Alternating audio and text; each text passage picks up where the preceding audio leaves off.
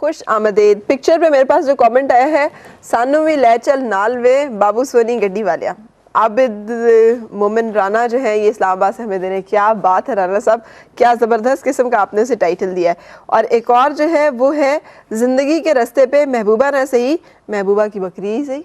तो तलत का यही कहना है इस पे। और IMF और अवाम, ये रावलपिंडी से मुझे भेजा है, नाम नहीं लिखा आपने अपना। एक तो जब भी आप इस तरह के मैसेजेस लिखते हैं ना, हौसला किया करें, अपना नाम भी लिखा करें, डरने की इसमें कोई बात नहीं होती। अच्छा, उसके बाद जो एक और बड़ा ज़बरदस्त किस्म का मैसेज है वो था, कराची में डबल सवारी अलाउड हो गई, ताहिरा कह रही हैं। और उसके बाद एक और बड़ा ही ज़बरदस्त का था, पार्लियामेंट अमेरिका को उठाए हुए। सो ये भी हमारी आज की तस्वीर पे कमेंट है। सो देखिए लोगों का जहन जो है वो किन किन एंगल्स पे काम करता है एक ही चीज़ के ऊपर जो इस वक्त आपके सामने है। आपके जहन में इसे देखकर क्या कॉन्सेप्ट आता है, क्या सोचते हैं आप, क्या महसूस करते हैं, क्या नाम देंगे, ये आपने मुझे बताना और भेजेंगे आप MWF स्पेस टाइप करके अपना मैसेज 2886 के ऊपर। और सिर्फ यही नहीं बल्कि आप अगर हमारी जो गुफ्तगू चल रही है उसके बारे में कोई सवाल पूछना चाहें तो भी फौरी तौर पर आप शामिल हो सकते हैं। अगर कॉल मिलने में आपको लगे कि कोई मुश्किल हो रही है, और कॉल मिलाने के लिए 41023447 डायल करेंगे आप। अच्छा डॉक्टर साहब, डॉक्टर सदाकत मेरे साथ है। हम बात कर रहे हैं अपने आप को बदलना, और नए साल पे कम से कम मैंने तो एक लंबी लिस्ट तैयार की होती है, अगले साल में ये करना है, ये करना है, ये करना है, ये नहीं करना। ये जो न्यू ईयर रेजोल्यूशन जिनको हम कहते हैं, ये सभी लोग दुनिया में करते हैं, लेकिन वक्त एक्चुअली तो चलता रहता है। हाँ जी। जिसे हम नया साल कहते हैं वो कंटिन्यूटी है वक्त की, वही है। और ये जो एकदम के फलां तारीख से हम ये करेंगे, ये अगर प्लान्ड हो नए साल के हवाले से नहीं, वैसे मुख्तलिफ कामों के लिए, जैसे आपने अगर सिगरेट नोशी को तर्क करना है, ठीक है, तो आप पहले 40 दिन रख लें इसकी तैयारी करने के लिए कि सिगरेट नोशी तैयारी उसमें बहुत ज़्यादा करने की ज़रूरत होगी, क्योंकि अगर आप विल पावर के ज़ोर पर सिगरेट नहीं पिएंगे और एक आध दिन नहीं पिएंगे तो आपको लगेगा कि बड़ा कारनामा हो गया, लेकिन अगले दिन आपको नानी याद आ जाएगी। हाँ। फिर चिड़चिड़ापन, फिर वो सब कुछ, और वापस सिगरेट जब पीने लगेंगे तो बड़ी खराबी होगी, क्योंकि आपको लगेगा कि आप कामयाब नहीं हो सकते, आप नाकाम हैं। अगर आप सिगरेट नहीं छोड़ सकते तो आप और भी बहुत से काम नहीं कर सकते। इस तरह की सोचें आने लगती हैं, शेम फील होने लगती है, नदामत होने लगती है। तो ये काम जब भी करें, जैसे सिगरेट छोड़ना है, तो पहले उसकी तैयारी है कि पता तो करें ये चीज़ क्या है, ये बला क्या है, और उसके बारे में मालूमात हासिल करें कि ये इसमें कितने केमिकल्स होते हैं। उनमें निकोटीन एक बड़ा इम्पॉर्टेंट केमिकल है जो कि एडिक्टिव केमिकल है, तो उसके बारे में जानें। फिर उसमें जो हेल्प अवेलेबल है कि सबसे पहले अगर आप सिगरेट छोड़ते हैं और निकोटीन पैच या कोई इस तरह की चीज़ आप करते हैं तो उससे फ़ायदा हो सकता है। फिर ऐसे लोग तलाश करें जिन्होंने सिगरेट छोड़ा हो। ठीक है, सबसे पहली बात है कि ऐसे लोग तलाश करें दाएँ बाएँ, और उन लोगों से जाके मिलें, उनसे पूछे कि ऐसा कैसे होता है। फिर किसी डॉक्टर के पास जाएं, काउंसलर के पास जाएं। तो ये तैयारी के जो दिन हैं, ठीक है, जो सिगरेट नोशी के लिए मैं 40 बता रहा हूँ, वजन कम आपके ख्याल में वो जो हम कहते हैं कल से ये हमने नहीं करना, नहीं अभी से। अच्छा, हाँ अभी से। बाज़ औक़ात तो हम इतने बहादुर बनते हैं कि हम पिछली खराबियों को दूर करने चल पड़ते हैं, माजी की खराबियों को दूर करने चल पड़ते हैं, फिर पंडोरा बॉक्स खुल जाता है। आपके हाल में ये गलत अप्रोच है? ये बहुत ही गलत अप्रोच है। अगर हम हाल का बोझ उठा लें और मुस्तकबिल के बारे में सोच विचार कर लें तो बहुत बड़ी बात है। माजी का बोझ कौन उठा सकता है? अच्छा मुझे बताइएगा, ये तो चले सिगरेट मुझे बड़ा पसंद है और मैं चाह रही हूँ कि वो मुझे नापसंद रहे हो जाए, इसलिए कि वो अच्छा नहीं है मेरी सेहत के लिए, तो उसको छोड़ने के लिए मुझे तैयारी करनी होगी। और भी बहुत सारे काम होते हैं डॉक्टर साहब, हो सकता है मुझे ज़िंदगी में कोई बहुत चीज़ नापसंद हो और मेरे लिए वो करना बड़ी ज़रूरी हो, तो मैं अपनी नापसंद को पसंद में कैसे बदलूँगी? वो कुछ भी हो सकता है। देखिए ये सारा जो काम करने का है, सबसे पहली बात तो ये कि इसमें विल पावर या हुक्म देना किसी को, या अपने आप को ये कहना कि आज से बस ये तुम नहीं करोगे, इस तरह काम नहीं होता।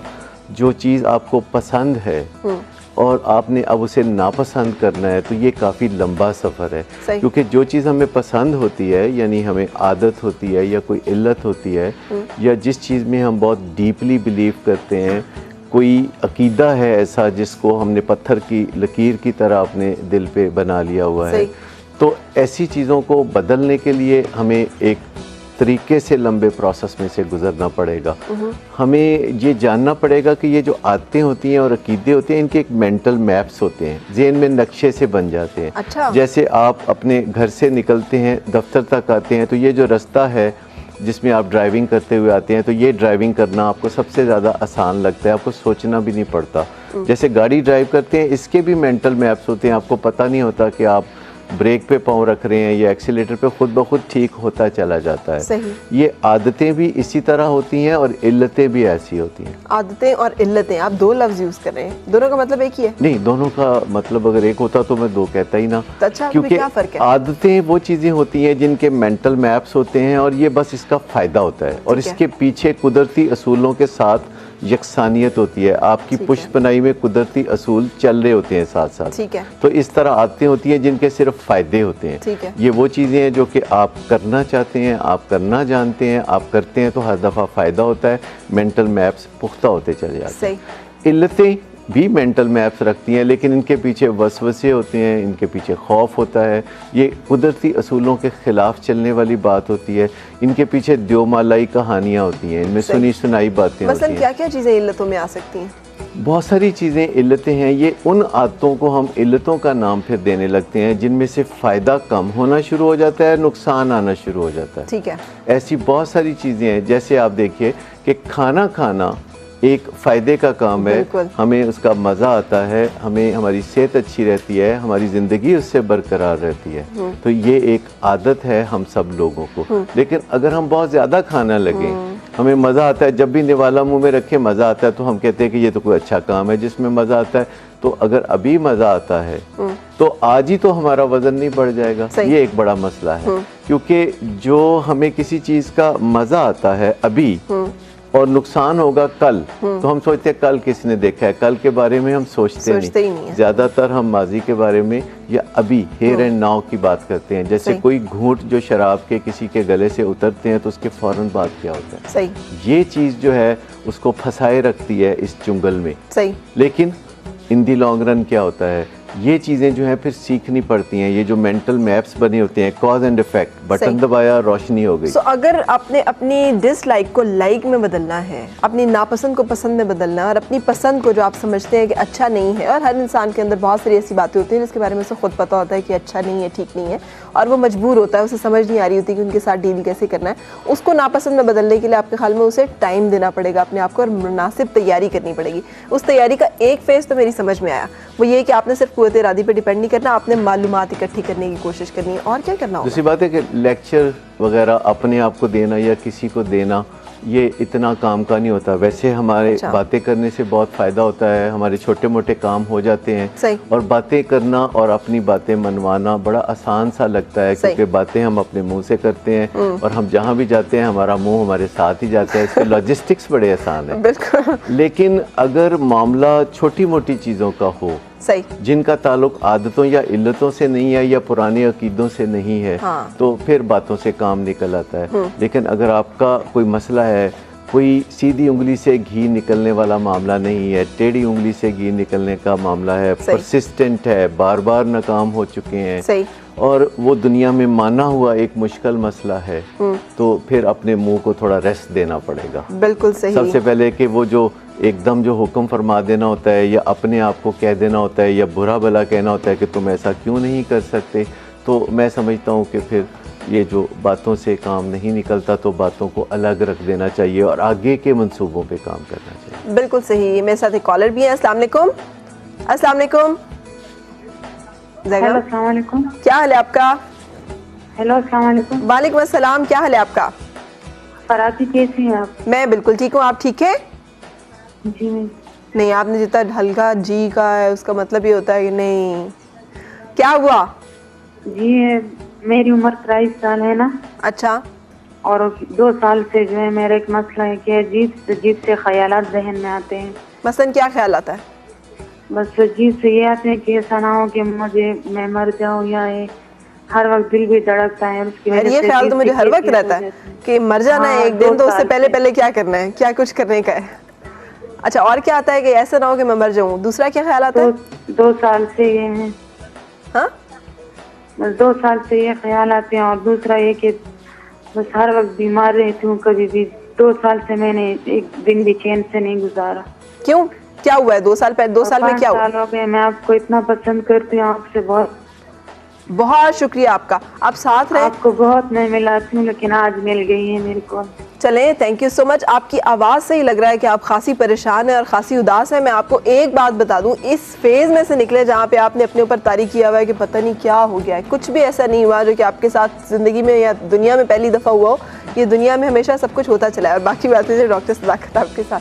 देखिए, ये जो आपने कहा कि इनकी आवाज़ से ही लग रहा था बिल्कुल कि ये डिप्रेशन में है, इससे पहले कि वो अपना मसला बयान करें, उनका मसला खुद से उभर के सामने आ रहा था। इसे डिप्रेशन कहते हैं, बड़ी वाज़े तौर पर डिप्रेशन है जो आवाज़ से झलक रही है। ठीक है। और डिप्रेशन की कुछ निशानी, डिप्रेशन का मतलब ये नहीं कि आपको बहुत ज़्यादा गम ही सिर्फ लगेगा। सही। डिप्रेशन का मतलब ये भी है कि आपको जिन चीज़ों में पहले मज़ा आता था अब नहीं आता। सही। जिंदगी की खुशबू जैसे खो गई है, आपको ऐसे लगता है कि हर काम दूबर सा लगता है, जैसे बोझल हो गया है। किसी के सलाम का जवाब देना तक मुश्किल लगता है, घर में मेहमान आए तो बहुत मुश्किल लगता है, कहीं जाना हो तो बहुत मुश्किल लगता है, चलने फिरने में आहिस्ता हो जाना, स्लो हो जाना, बातचीत करने में स्लो हो जाना, जबकि पहले नॉर्मल थे। इसे डिप्रेशन कहते हैं। उसमें मेन चीज़ जो है वो ज़िंदगी से जो रग़बत है वो ख़त्म हो जाना और ज़िंदगी को ख़त्म करने के ख़यालात आना, जो वो कह रही थी। हाँ, ये मौत का डर। तो ये मौत के डर की बात नहीं, एक्चुअली वो बात कर रही थी कि उनके दिल में ख्याल आता है कि वो मर जाएं। अच्छा। ये इस तरह की जो कैफियत होती है जिसमें उन्हें ज़िंदगी से रग़बत नहीं रहती। सही। एक तो ये डिप्रेशन की वजह से होता है, जिसके लिए आपको किसी डॉक्टर के पास या फैमिली फिजिशियन के पास या साइकेट्रिस्ट के पास जाने की ज़रूरत होगी। और एंटी डिप्रेसेंट्स होती हैं जो 3 हफ्ते तकरीबन आप खाएं तो आपकी तबीयत बेहतर होती है। उसके बाद आप दवाई जारी रखते हैं, काउंसलिंग जारी रखते हैं और अपने डॉक्टर से मिलते रहते हैं। अच्छा, एक तो ये डिप्रेशन में ये चीज़ होती है, लेकिन अब एक और वबा भी बहुत ज़्यादा फैल गई है। वो क्या है?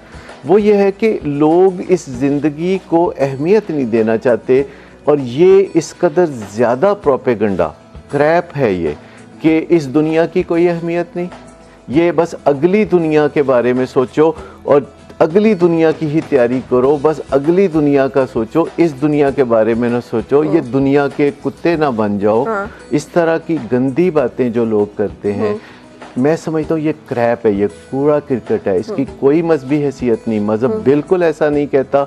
मज़हब ये कहता है कि आप जितनी खूबसूरत ज़िंदगी गुजारेंगे उसकी बुनियाद पर आगे आपको रिवॉर्ड या पनिशमेंट होगी। तो इस ज़िंदगी की बुनियाद पे ये आगे जो आपका नतीजा निकलेगा जो है वो आगे नतीजा निकलेगा। ये सोचना कि ये ज़िंदगी फजूल है। पिछले दिनों एक खातून मेरे पास आई जो कह रही थी कि मैं चाहती हूँ मेरी ज़िंदगी फास्ट फॉरवर्ड हो जाए और मैं अगली दुनिया में पहुँच जाऊँ, या मैं खुदकुशी कर लूँ और आगे जाके माफ़ी मांग लूँ। अच्छा। कि मैं बस इस ख्वाहिश में खुदकुशी मैंने की थी कि मैं अगली ज़िंदगी में जाना चाहती थी। तो मैं समझता हूँ कि इस किस्म का जो बेइंतहा जाहिलाना प्रोपेगेंडा है उससे बचने की ज़रूरत है। मज़हब को खुद पढ़ें, चीज़ों को खुद पढ़ें और जानें कि पैगाम क्या है। पैगाम ज़िंदगी को खूबसूरत बनाने का। बिल्कुल सही। और जो हमने बात छेड़ी हुई है जिस पे हम फोकस करेंगे वापस कि हम अपनी नापसंद को पसंद, पसंद को नापसंद कैसे बना सकते हैं, जबकि नए साल का आगाज़ होने जा रहा है और बहुत कुछ अगर आप अपनी ज़िंदगी में चाहें बदलना तो वो ताकत आपके अपने हाथ में है कि सिर्फ अपने आप को बदल कर आप पूरी दुनिया को बदल सकते हैं। लेकिन उसके लिए आप साथ रहिएगा। आपके जो छोटे मोटे इश्यूज़ है जो आप शेयर करना चाहें, जिस पर बात करना चाहें, उसके लिए आप लिख सकते हैं MWF स्पेस टाइप करके अपना मैसेज 2886 के ऊपर भेजेंगे। डॉक्टर सदाकत मेरे साथ हैं। लेकिन अभी एक छोटा सा ब्रेक, जिसके बाद हमारी मुलाकात किचन में बिलाल से होगी और इस दौरान मैं आपके मैसेजेस भी शामिल करती रहूंगी। तस्वीर आज की देख लें जिसके ऊपर आपने मुझे कमेंट भिजवाना है।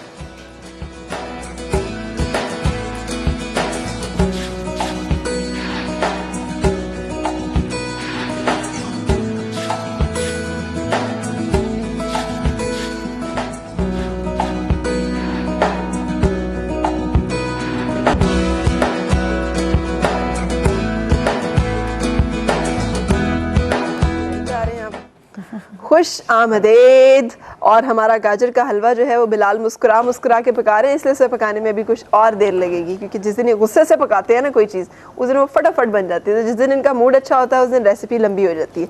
रजा, बैक टू पवेलियन। क्रिकेट देखती हो आप? नहीं नहीं नहीं। कोई क्रिकेट हीरो पे आपका दिल नहीं आता? नहीं, इंटरेस्ट नहीं है। ग्रेट। आपका स्टार क्या है? यहाँ पे आपके फैंस की सवाल है। मेरा स्टार एरीज। एरीज लोग तो बड़े झगड़ालू होते हैं है ना? झगड़ालू होते हैं। हाँ, शायद बड़े गुस्से मैं नहीं हूँ, इतनी नहीं हूँ, नहीं है? इतनी नहीं हूँ, मूडी हूँ, तुम्हें बताया था पहले। हाँ जबरदस्त। जब अच्छा, याद नहीं। डॉक्टर सदाकत हमारे साथ हैं और इनसे हम जिंदगी को बदलने के गुर और तरीके सीख रहे हैं जो बड़े काम के हैं। अच्छा डॉक्टर साहब, हमने बीच में एक बात छेड़ी थी कि अगर हमने अपनी डिसलाइक को लाइक में और लाइक को डिसलाइक में बदलना है तो हमने क्या करना है? ये सवाल तो सबसे पहले उठेगा ना जब हमें कोई परहेज़ बताया जाता है, जैसे डॉक्टर कहते हैं मिठाई नहीं खानी डायबिटीज़ में, या कोलेस्ट्रॉल ज़्यादा हो गया तो चिकनाई वाली चीज़ें नहीं खानी। तो हमें तो पसंद होती हैं मिठाइयाँ और चिकनाई वाली चीज़ें, तो वो उसके मेंटल मैप्स बने होते हैं। जब भी हम ये चीज़ें खाया करते थे या खाते हैं तो हमें उसका मज़ा आता है, और ये जो चीज़ है एक नक्शे की तरह हमारे जहन में बैठी होती है। और इसको बदलने के लिए सबसे पहले हमें नए मेंटल मैप्स बनाने की तैयारी करनी चाहिए, जो कि हमारे डॉक्टर्स के तजवीज़ करदा होते हैं। अगर हमें वो कहते हैं कि चिकनाई की बजाय आप दालें या सब्जियां खाएं और गोश्त ना खाएं, तो सबसे पहले हमारे पास कोई फ्रेम ऑफ रेफरेंस होना चाहिए कि कोई बंदा है जिसको सब्जियां दालें भी पसंद होती हैं। सही। और सबसे बड़ी बात यह है कि अगर कोई चीज़ किसी को पसंद आ सकती है, फ़र्ज़ करें मुझे क्रिकेट पसंद है तो किसी को हॉकी तो पसंद होती है ना। बिल्कुल, तो बिल्कुल। फिर मुझे भी हॉकी पसंद आ सकती है। ठीक है। लेकिन कई दफ़ा हमारे पास फ्रेम ऑफ रेफरेंस नहीं होता। जैसे कोई शराब पीने वाला है तो जब हम उसे कहते हैं कि अगर अब तुम शराब छोड़ दोगे तो तुम्हें वही मज़ा शराब के बगैर आने लगेगा, अगर तुम सीखोगे, रिकवरी में जाओगे, रिहैबिलिटेशन में जाओगे तो वही मज़ा शराब के बगैर आने लगेगा, तो उसको यकीन नहीं आता क्योंकि उसके पास कोई फ्रेम ऑफ रेफरेंस नहीं। उसका फ्रेम ऑफ रेफरेंस एक ही है मज़े के बारे में। सही। जो भी हमारी आदतें होती हैं, इल्लतें होती हैं, अकीदे होते हैं, हमें सिर्फ वही ठीक लगते हैं क्योंकि हमारा जहन पुकार के कह रहा होता है। हाँ। तो वो जो एक पत्थर के लकीर की अच्छा, तरह ये जो महसूस आप होती है। नए मेंटल मैप्स बनाने की बात कर रहे हैं, कैसे बनेंगे? देखिए, ये विल पावर से नहीं बनते। सबसे बड़ी गलती हम ये करते हैं कि विल पावर को बीच में हर चीज़ के लाना चाहते हैं। ठीक है। और ये पहले कोई स्किल्स होती हैं जो सीखनी पड़ती हैं, जिनसे वो मेंटल मैप्स इस्टेब्लिश होते हैं। जैसे हमने पहले एक दफ़ा बात की थी कि कोई मसला है तो उसे छुपाएंगे नहीं, उसे बताएंगे।